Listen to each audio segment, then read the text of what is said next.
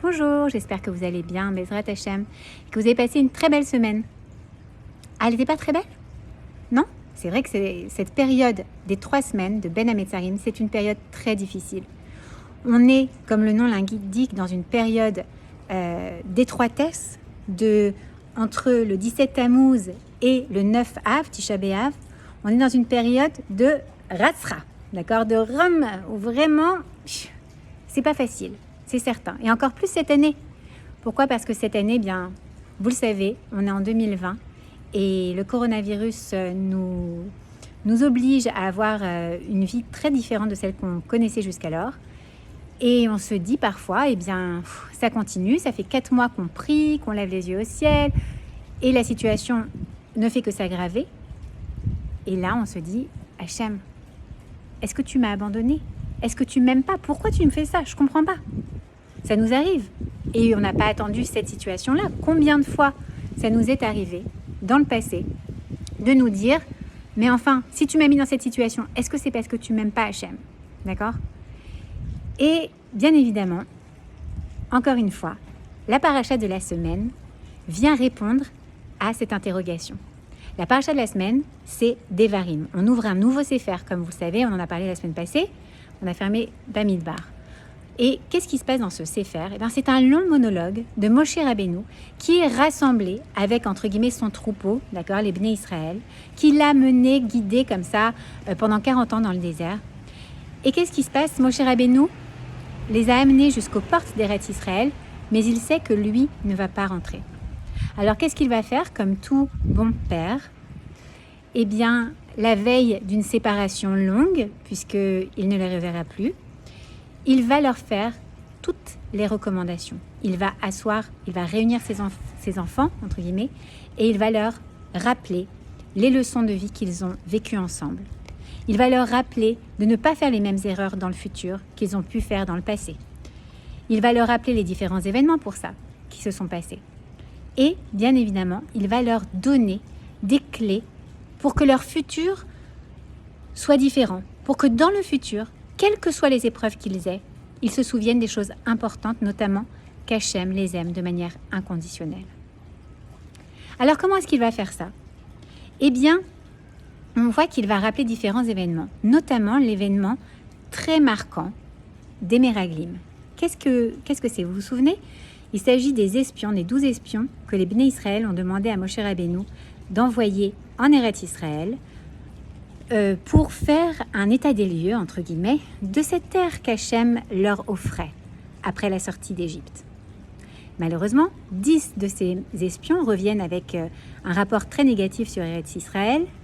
Et là, eh bien, les Bnei Israël, au lieu d'avoir confiance en Hachem, qui les a pourtant aimés, sortis d'Égypte, cocotés, chouchoutés, etc., qu'est-ce qu'ils font? Eh bien, ils disent à Hachem, mais finalement Hachem, si tu nous as mis dans cette galère de nous sortir d'Égypte, qui était pourtant un pays très fertile, ok, on était esclaves, mais c'était un pays fertile, on avait quand même une situation qui n'était pas si horrible que ça, pour nous amener vers un pays qui dépend de la pluie pour pouvoir être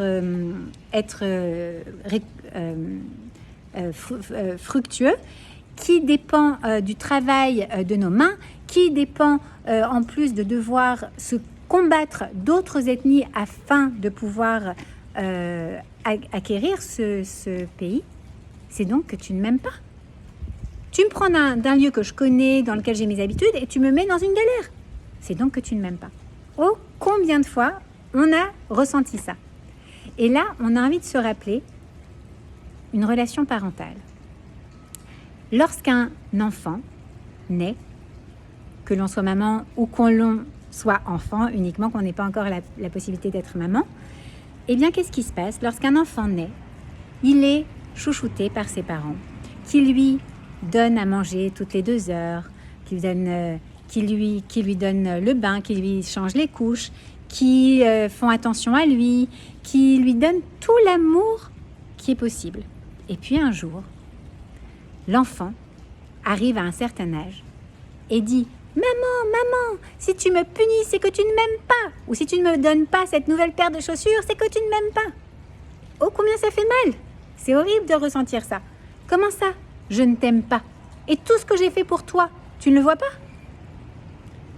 Hachem et les Béné Israël ont eu cette forme de relation parent-enfant. D'accord? Et on l'a toujours. Qu'est-ce que ça veut dire? Lorsque, finalement, je suis dans une situation qui n'est pas celle que j'attends pour moi, eh bien, je vais considérer qu'Hachem ne m'aime pas. C'est quand même compliqué, c'est quand même difficile et c'est ingrat. Ça veut dire quoi? Ça veut dire que quoi? Toute la bonté qu'Hachem nous a donnée jusqu'à présent, ça compte pas? Tout ce qu'il a fait pour nous jusqu'à présent, ça compte pas? Toute la joie qu'il nous a donnée, toutes les choses même basiques qu'il nous a données, tout ça c'est indu, c'est normal? Comment est-ce qu'on peut, nous, comment est-ce que les Béné Israël ont pu dire Hachem, tu ne nous aimes pas si tu nous mets dans cette situation? Eh bien, Rachi vient répondre à cela en disant il vous aimait, mais vous l'avez haï. Comme le dit un dicton populaire, ce que tu ressens vis-à-vis d'une personne, tu lui attribues ces mêmes sentiments envers toi. Ça veut dire qu'en réalité, eh bien, Moshe vient nous rappeler, en fait, c'est pas Hachem qui ne vous aimait pas. Comprenez, mes enfants, que quand vous êtes dans une situation difficile et que vous pensez ça dans votre cœur, que vous croyez qu'Hachem ne vous aime pas, en réalité, c'est vos sentiments que vous appliquez à Hachem et que vous pensez être vrais. Ce qui veut dire qu'en fait, c'est vous qui étiez en colère contre Hachem. C'est vous qui avez perdu confiance en Hachem. Mais c'est absolument jamais lui qui manquait d'amour pour nous. Parce que un parent, un père, Hachem, eh bien, il nous aime de manière inconditionnelle. Peu importe ce qu'on fait, il nous aime. Et c'est de manière constante, indéfinie. Toute notre vie, il nous aimera. Donc, il ne faut absolument jamais croire et jamais perdre confiance dans l'amour qu'Hachem a pour nous. Et donc, c'est extraordinaire parce que à ce moment-là, Moshe Rabbeinu nous dit quoi? Dans le futur, pas que lorsque vous allez rentrer en Eretz Canaan, mais même les générations qui vont venir dans le futur, vous allez passer par de nombreuses épreuves. L'Inquisition, les pogroms, la Shoah, le Corona et des épreuves individuelles également. D'accord? Des difficultés personnelles. Qu'est-ce qu'il faut que vous pensiez? Eh bien, vos ancêtres sont passés par là. Et regarde ce que je vous dis pour vous donner du courage. Hachem, lui, t'aime. Et il t'aimera toujours. Ce qu'il fait, l'épreuve qu'il t'envoie, elle est pour toi. Et tu ne dois pas la prendre comme un manque d'amour, mais au contraire, comme une bonté. Lorsque Hachem leur offre Eretz Canaan, eh bien en fait c'est une très belle occasion. Il leur dit voilà, vous sortez à peine d'Égypte et déjà je vous fais rentrer en Eretz Israël.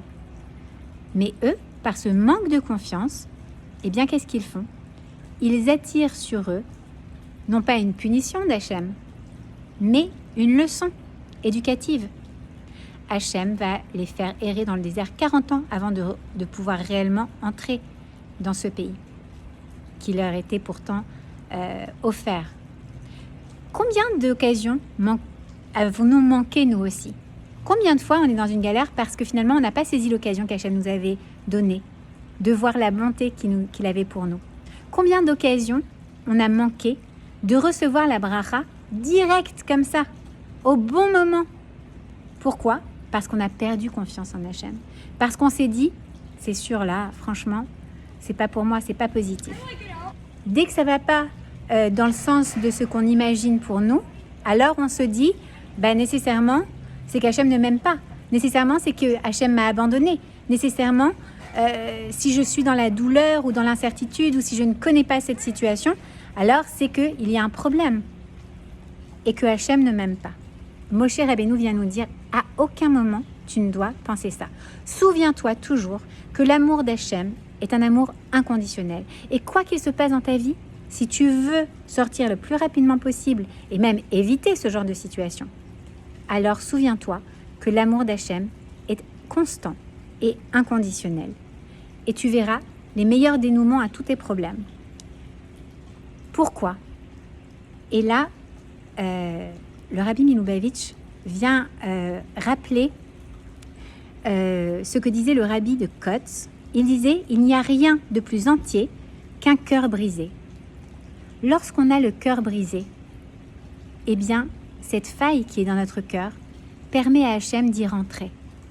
On laisse finalement Hachem rentrer dans notre cœur, le rendre entier, et du coup, on le laisse s'y installer durablement.